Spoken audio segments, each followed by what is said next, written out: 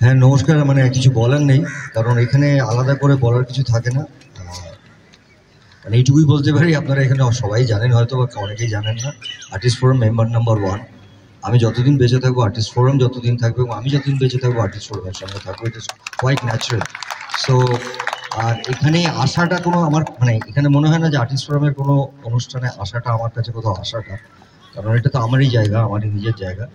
তবে হ্যাঁ, এই অ্যানুয়ালে সবাইকে দেখতে পাই, সবার সঙ্গে দেখা হয়।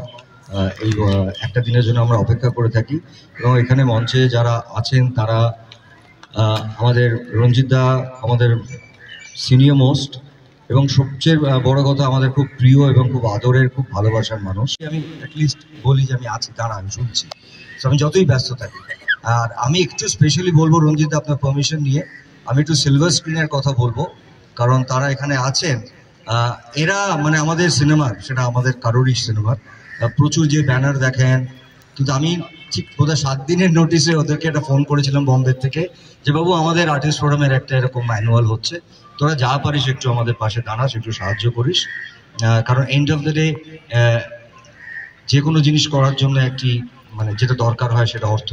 তো ওরা অর্থ হয়তো আনতে পারেননি, কিন্তু আমাদের সঙ্গে কোলাবরেট করার জন্য মিত্র ক্যাফে, আর একজনের নামটা কি ভুলে গেছি, হ্যাঁ বিভাপি, এদেরকে নিয়ে এসছেন। মানে ইটস আ গ্রেট হেল্প।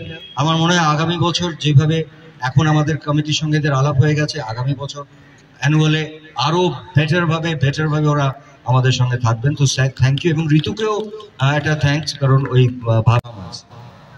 সেই দামটা কিন্তু শুধুমাত্র 11 জন 13 জন 14 জন নয়, আপনাদের সবাই এই দামটা যাতে থাকে, মানুষজন আমাদের কথা শোনেন, সেইটাকে বজায় রাখার জন্য আমাদের সবাইকে এক থাকতে হবে।